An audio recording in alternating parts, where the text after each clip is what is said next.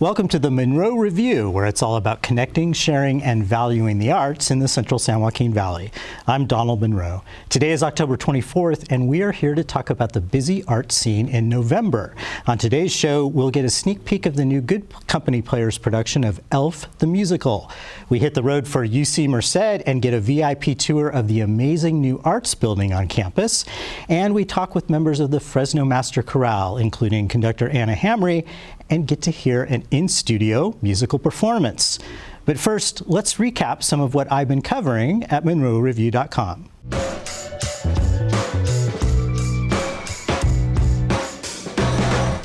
The big news is Stageworks Fresno is closing its doors. My best read story of the month was also the saddest. Stageworks is one of Fresno's premier theater companies, and it won't be moving forward with a new season.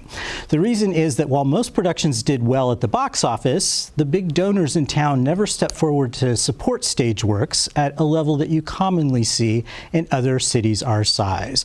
Artistic director Joel Abels told subscribers, "There comes a point when the financial burdens create stresses that simply outweigh the good artistic work." This is awful news and a major blow to Fresno's cultural scene. Stageworks was the only company to bring in professional guest artists who were members of Actors Equity to add to the talented community theater pool of performers in the area. The company was often a front runner in terms of staging and design, and it premiered smaller, cutting-edge titles that were very good. The company's closure should be a wake-up call for Fresno. Unlike other cities that have more corporate headquarters and a giving class interested in funding more than just the social services and local state universities' athletics programs, Fresno's cultural institutions have long struggled for the level of community funding and support they need. We have to figure out a way to make that happen. Along with my extensive coverage of the closing of the company, I offer another story celebrating the 10 best productions done by Stageworks Fresno during its decade-long run. What's at the top of the list? The musical Next to Normal. Other stories I covered during October included reviews of Anonymous at Fresno State and Let the Right One In at Fresno City College. I weighed in on the Fresno Philharmonic and told you about Mac Metcham's notably irreverent visual arts show mocking President Trump. I wrote previews of two noted pianists who came to play with keyboard concerts. That was Jonathan Biss and Michael Krikorian. And I offered a colorful description of a day on the Sierra Art Trails, with a recommendation that you check out Scott McGrath's amazing home studio in Mariposa. You can read all these stories and more at MunroReview.com. Now let's get to our first guest. Shawn Williams is starring as Buddy the Elf in the Good Company Players production of Elf the Musical. Welcome, Shawn, and thanks for being here. Thanks for having me, Donald. It's good to be here. So I think the first question that everyone has about Elf the Musical is, how close is this to the famous Elf the movie? Sure. Will Ferrell, of course, was in Elf the movie, and I'm no Will Ferrell. Actually, an interesting thing. I bet you can tap dance better than Will Ferrell, though. I hope so, and sing better too. And sing probably. better, right? Yeah. Right. They've added a lot of music, of course, into it as it's Elf the Musical. So that is an exciting new thing, and Will Ferrell and I are totally not the same. Red hair, and so we're changing a couple lines to black and curly hair instead of red curly hair, and that kind of thing. But the general story is the same. Yes. Your buddy, you've grown up at the North Pole. You think you're your an dad elf, is. right. You think you're an elf. I think I'm an elf. There's no Papa Elf in it, so that's different too. So Papa Elf, who played him in the movie? Oh goodness.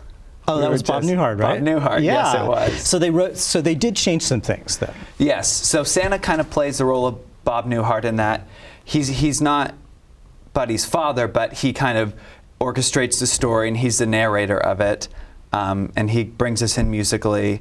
There's this kind of exciting opening number called Christmas Town, which for me is really the essence of who Buddy is. And I think of him kind of as Tracy Turnblad. He affects positive change everywhere he goes. He's totally optimistic, totally has no perception of how other people see him, but he is just happy to be there and and he's happy all the time. Actually, is a song that we are not doing instead of doing Christmas Town. So you were on stage for just about the whole show, and you're playing this character that is like hyperactive to the utmost. Yes. You must be exhausted. Absolutely. Doing this. Yes. There's one scene in Act 2 when I'm not on stage, and otherwise I'm entering by running or dancing or exclaiming into a scene, or I'm already on stage when the lights come up. There's a lot of singing going on too, so there's some stress there. I've been having a regimen of nightly tea after rehearsal, but also after my 4-hour rehearsal, my roommate Greg Rude remarked that it's taking a toll on our relationship because I'm so crabby. After just expelling all that energy for 4 hours, sometimes we'll run the show twice, and it can be taxing. And so you described to me, you play like what was your term for Santa? An For Buddy. For Buddy, you play like an ADHD character. An ADHD character, ADHD, basically, right. yeah. Well, when Robert Sanchez, one of the directors, Emily Pisano is the other director, he was blocking the opening number, and he said, I have some specific things that you could do here, but just you go ahead and play for now. And what I'm thinking is ADHD child. And so that was the opening number, and it takes off from there. So were you one of those kids who loved to go and sit on Santa's lap at the department store, and were you like a Christmas kid? I have a specific Christmas memory of, for some reason in Chowchilla, the Santa Claus was at the post office, which I don't know if that was a thing anywhere else, but there's no department store in Chowchilla, so I guess that makes the most sense. But some guy in town would dress up as Santa, and I was about 5 or 6 years old, and we went and picked up my best friend, and we went to the department store. We had to leave early because he started crying, and I don't think I was super thrilled about this guy either. Actually, Santa scares a lot of kids. Yeah. That first experience, I mean, here's this big stranger, It's just a stranger. wearing polyester, and you just, Yeah. it can be tough. Absolutely. So you have been in your share of like Christmas themed or Christmas related shows. You played actually the drunk Santa? Yes. In A Christmas Story. Yeah, in 2015, and I reprised the role in 2016. So you've grabbed quite your share of like non-traditional Christmas roles. Absolutely. Yeah. Is it hard to be in a Christmas show that runs for 2 months to keep up that like Christmas spirit that long? It's hard to be in a Christmas show with a lot of children. That's for sure. But it is too. We open mid-November. Elf opens on November 14th, and so we rehearse for 6 weeks before that. So while everyone's enjoying skeletons and Halloween, I'm in the land of Hobby Lobby in that we're already in Christmas mode. And then, the show runs until January 12th, so even after Christmas is over, we're still performing. So you have to kind of maintain that Christmas spirit. Spirit. Christmas spirit is a big deal in the show because in New York City, there's not enough Christmas spirit to make Santa's sleigh fly. So we're all going to be having our Christmas spirit going for quite some time. So do they still have Macy's? Have they kept the Macy's angle? Yeah, so there's the Macy's scene, and that's where Buddy meets Jovi, who's played by Dory Hamby, who's wonderful. And there's a big, exciting production number in that called Sparkle, Jolly, Twinkle, Jingly. Which we've heard a lot of variations of that from Steve Souza, who's playing the manager. So Sparkle, Jolly, Twinkle, Jubilee, and it goes on from there. And Greg Rude is playing my father, Walter Hobbs, who's cold at the beginning and warm. He warms up to Buddy nicely, which I feel is a common thread for Greg. Actually, he tends to play a lot of these. He plays lots gruff, of those roles, gruff roles. In Footloose, he was the Reverend. And he was Pulitzer, who he plays transformational characters quite well. So it must be fun to do a show like this with the kids, at least the kids who come to see the show, because it's pretty exciting for them. Definitely. During A Christmas Story, we sold T-shirts at intermission in 2015. I think we couldn't in 2016 because of not financial reasons, but MTI didn't want us selling merchandise. But the kids, they'd come and, they're just all aglow. Because Christmas is really most magical for children. Exactly, exactly. Well, I think it's great that you're going to be Buddy. I think you're going to have another great entry in your Christmas resume. Definitely. So remind us again, when does it open? We open on November 12th. That should be the Thursday. Okay. No, November 14th. I think it's November 14th. Yes. So much. This is. I have it on my screen right here. Rehearse. Yeah. So it opens November 14th, and then it plays through January 12th at Roger Rocca's. Yes, at Roger Rocca's Dinner Theater. And you can get more information at RogerRoccas.com and GCPlayers.com. Yes. Well, thank you, Shawn. Thank you, Donald. Do you have the spaghetti? Do you eat the spaghetti in this show? Yes, and as I mentioned, it's just he only put syrup on it. But if you remember from the Will Ferrell movie, there's syrup and candy corn and candy canes and gumdrops and everything. So I'd really like to bring that out. I hope I get to see that. I'm glad I don't have to eat it, but I hope I get to see it. And that'll be a challenge in itself. All right. Well, now let's switch gears. UC and talk about UC Merced. UC Merced is part of our backyard, yet many people haven't seen what the impressive $1.3 billion campus is all about. One of the newest buildings to open houses the university's Global Arts Studies program, which is a unique curriculum for student artists. Producer Kyle Lowe and I took a road trip for a tour of the gorgeous new building and to learn more about this innovative program.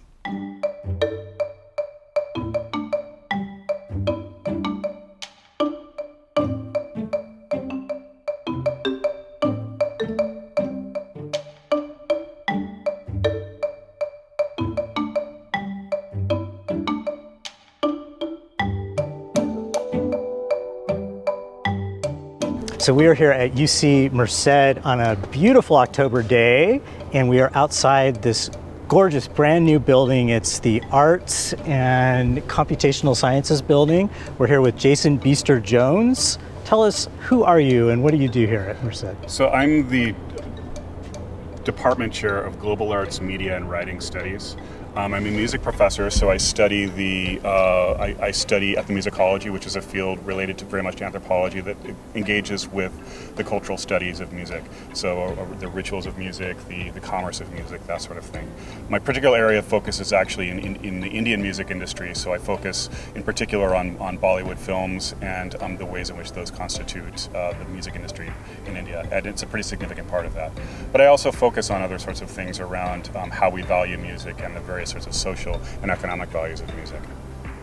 So we are about to walk into this building. What's your intro to the building? What can you tell us about it? One of the things that excites me the most about this building is that it was a long time coming.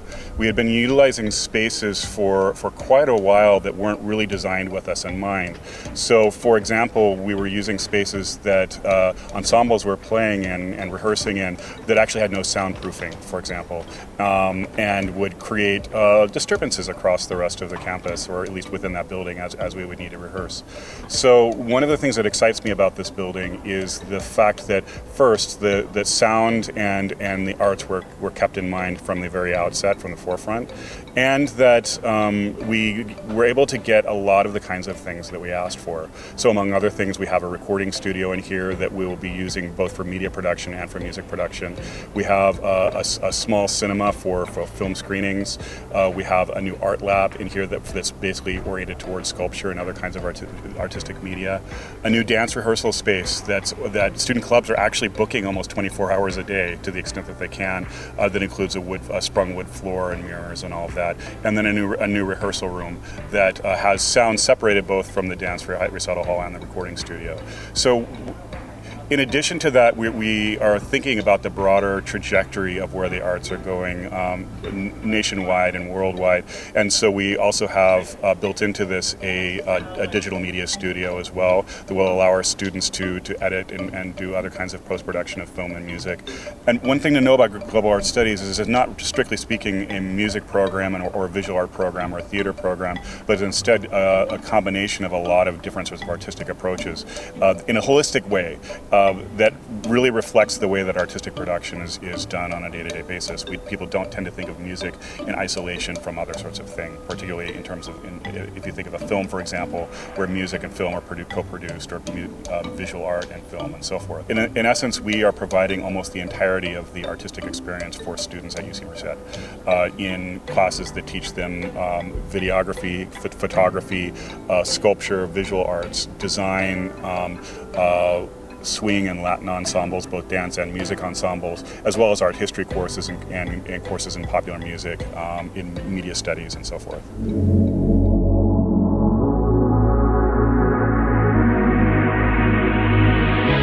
So this is our new media lab that has 6 workstations with top-of-the-line iMac Pros. The idea here is to provide a space for students to do the audio and video production in a way that will actually streamline their processes and give them a sense of how professional level software packages operate, say on the music side or on the video side. This dimension of media production and having our students being able to produce media of a variety of different kinds, thinking in terms of podcasts, thinking in terms of videos, and maybe perhaps even viral videos as a dimension of growing, as well as documentaries and feature films. And we see this as the broader direction or trajectory of a lot of arts programs within the country, and we're trying to sort of take the lead on that. Well, and something you mentioned before is that we don't necessarily know what the jobs are going to be, what careers are going to look like. That's right. Yeah, as a global arts studies major and as a program at UC Merced, we're trying to give a holistic and inclusive sense of what all of the arts are. As I suggested earlier, the very few arts actually exist entirely in isolation from other arts. So we're trying to think of what the 21st century looks like. At this point, it's likely that most of the jobs that our children will be working are jobs that haven't been invented yet. In the same way that 20 years ago, maybe even 10 years ago, one couldn't have imagined a career based in creating viral videos. It's a sort of technology, and it had a certain kinds of affordances and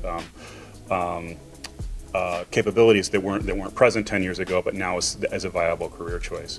So in the end, our degree program is trying to train people in their ability to critically think, their ability to write, their ability to engage with a variety of media from an intensive and informed perspective, in the hopes that they'll be better prepared for whatever comes along that we can't envision quite yet. So this is the recording studio. This is the part of the campus building design that I'm most proud of. Not that I myself did the design, but we lobbied very, very hard for this kind of space. The fact that we got it is, which kind of astounds me, I have to say. So the beauty of this room is that it's both sound isolated and it's isolated from sounds coming in and sounds coming out, which means then that we can reasonably have a rock band in here and not bug the mathematicians who are above us. The room itself will seat anywhere between 10 and 15 people on the outside end, and is really designed to be a media production space as much as it is a music production space. So we're excited by the opportunities that are presented by, say, by DJs and other artists who are interested in working with us here, but also about podcasters and people who are in video production and other sorts of spaces like that who need a quiet place to work with good quality sound equipment. So to that end, we see this as one of the centers on campus for media production in the broadest sense. So we saw the post-production lab in the other side of the building. And we think about this as on the production side and the kinds of opportunities that are available through the equipment and the space that might not otherwise not be available to people who would actually have no access to these kinds of resources.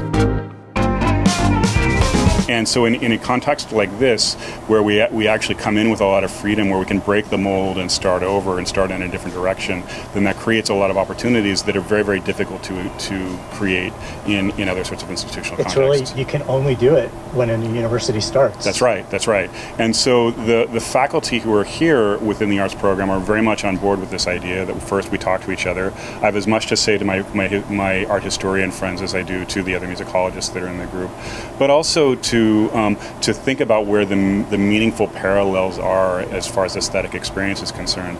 How do we experience music similarly or differently from, say, the experience of being in front of a statue? How do we think about the film and the sorts of things that people take away from the film that they may not have been actually paying much attention to at the time? And to have conversations like that, then and then being in a position where you can facilitate even more conversations like that is the source of some envy among my colleagues. And this is true just as much at other UCs as it is at other institutions in the United States. Well, thank you so much. This has been just a fantastic tour. Thank you. Yeah, I wish if I could do a time machine, come back, I would be one of your students, totally.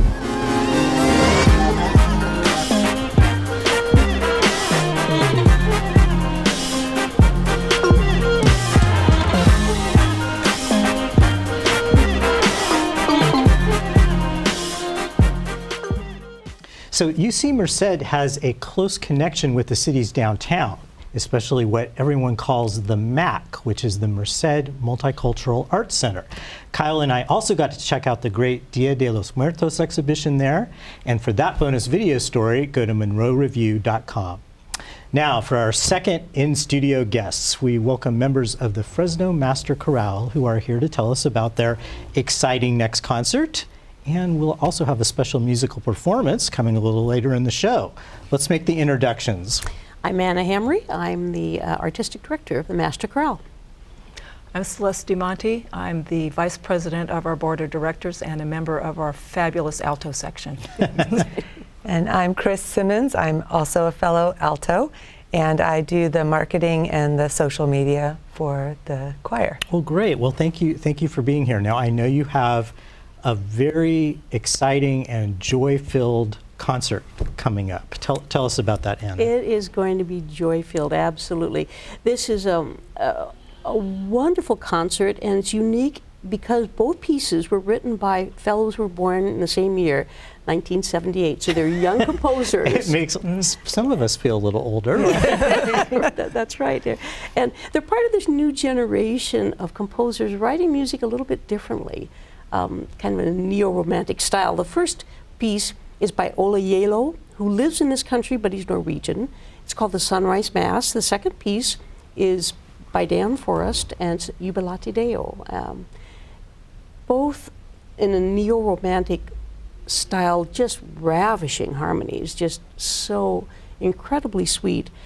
But they still have the angst, they still have the moments of contention in there, but both fellows believe that there needs to be consolation, there needs to be peace, we must be transformed, we must overcome this and have resolution and comfort in our lives. And you will be transported by this music. Now, I remember you did a Dan Forrest piece a couple of years ago. Yeah. I can't remember the title. Yeah, it was A Requiem for the Living. And I was hooked. I actually went on Apple Music and searched all of his songs. I was telling you, it's great music to write to, in terms of just, it makes me happy. Celeste, what do you think of Dan Forrest and his style? Both composers, I agree with you. They're so, they fulfill that need, as Anna said, to bring joy in. And when you have so many, if you're a news junkie like I am, and you get up in the morning and that's what you hear, to be able to go to a rehearsal in the evening and sing these beautiful pieces that, even if it's in Latin, that Jubilate Deo means, to rejoice in the Lord, all ye lands, and to think positively about that. And music is a wonderful way to manifest that. You can look at a piece of art that makes you feel joyful, or sunny days do that for me, but when you're singing and involved in music, it's a visceral thing. It's actually coming through your body. You're singing it through your body and feeling it. And both works just, I think, bring joy to all of us. And we've done, the past few years, we've had some works that have really been hard to do emotionally. It's really nice. We were just talking about the War Requiem. Yeah, War Requiem. We had Alzheimer's stories. The genocide. Yes, yeah, that was in the same year. That can be a tough one. So, Chris, you were telling me that this, at least the Jubilate piece, reminds you of movies. Yes. Tell us about that. Both pieces, actually.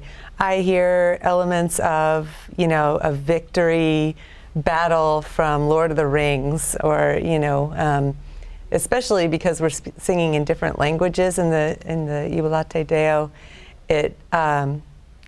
The pieces take on the flavor of the language we're singing, and it feels like, depending on which piece, we're in the middle of Lion King, or we're in the middle of, I don't know. Various titles kind of come into your mind. Yeah, exactly. So what are the languages then, Celeste? What are we singing? Cantonese, or is it Mandarin? Mandarin. Mandarin. Sorry, don't know my Chinese. Zulu, Hebrew, English, Latin, Arabic. and Arabic. And Spanish. And Spanish, of course. Tonight, you'll hear the Spanish. And so, Anna, have you ever done a piece with Zulu? in No, it that's before? certainly a first for me. And We're working very hard. Is that the hardest one to Yes. sing in this piece? It is very challenging to sing. But essentially, what are they saying in all of these languages? This is, we should all get together and Well, yeah, that's rejoice. a good point. It's the most comprehensive, universal setting of Psalm 100 I've ever heard. Mm-hmm. There are many settings of Jubilate Deo, but with all the languages, and this composer is brilliant in capturing styles that really reflect other countries. And it's so Fresno. That's what I love about it, because Fresno has all these cultures here. It feels really, really good, but it is challenging. So, we're trying to do justice to it all. Yeah. So, Chris, can you tell us a little bit about the Master Chorale in terms of it performs on its own, and then I know Yes. that you perform with the Philharmonic a lot. Is it about half and half that those performances turn out? Or? Probably, I'd say 2/3 our own, 1/3 the Philharmonic. Just depend. I've been with the chorale now for 3 years, and we keep trucking on our own schedule, depending. And with the Philharmonic, it depends on what they're doing sometimes. But I've loved it. One of the reasons I wanted to do the marketing for the chorale is I had trouble finding it. I was looking for where I could sing in Fresno, and kind of stumbled across it by accident, and I've been so happy to be there. It is like therapy, just going and getting to sing with everybody. And all of us. Celeste, these are really good singers, but they really come from all walks of life. All walks of life. Right? It's a wonderful, diverse, amazing group.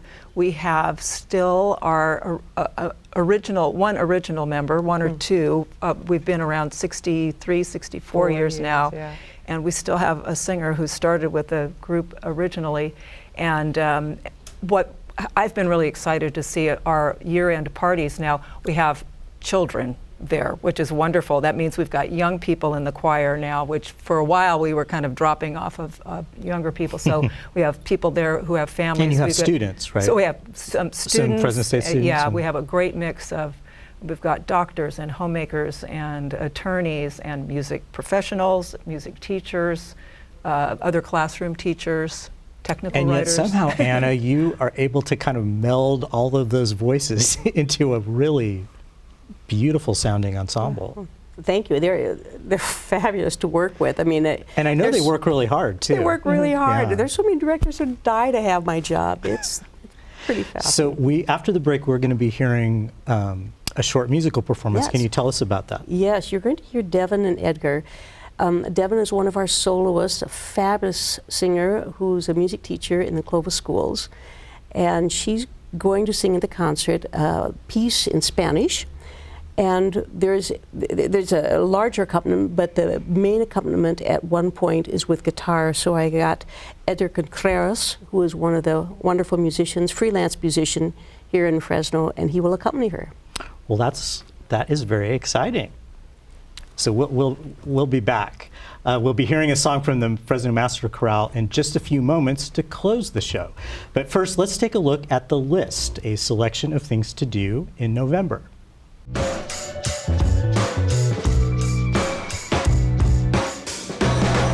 Fresno State's Theater Department on November 1st opens the play Fat Pig by Neil LaBute, which tackles issues of body image. For fans of cabaret music, New York favorite Marissa Mulder performs One Night Only on November 20th at Roger Rocca's. Speaking of cabaret, the actual musical at Selma Arts Center opens its production of the classic title on November 8th. The Fresno Philharmonic celebrates Schubert and Veterans Day on November 12th. And yes, it's that time of the year again. The Valley Performing Arts Council and Santa Barbara's State Street Ballet presents The Nutcracker, opening November 29th at the Soroyan Theater. When we come back, a musical performance.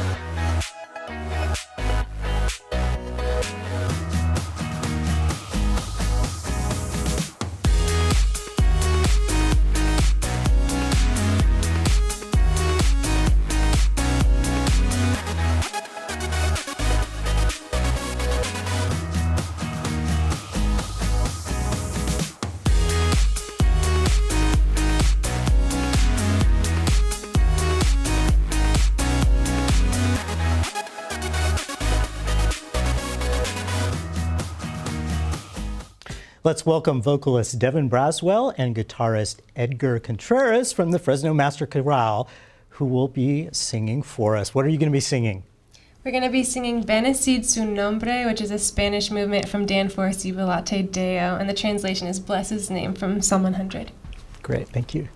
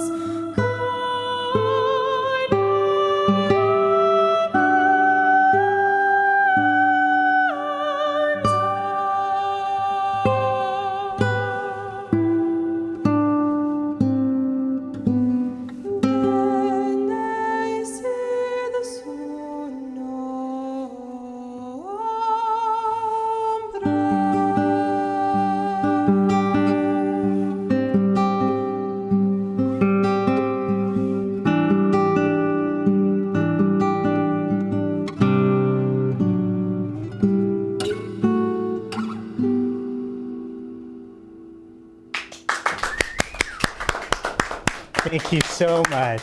Well, that wraps it up for this month's episode of the Munro Review. Be sure to keep up online at munroreview.com for previews, reviews, giveaways, profiles, and more. A big thank you to our volunteer crew. Thank you. And a thank you to our guests, Shawn Williams, the great folks at UC Merced, and Anna Hamre, Celeste, DeMonte, Chris Simmons, and of course, Devynn Braswell and Edgar Contreras. And for all of you, please keep exploring and supporting the local art scene. We'll see you next time.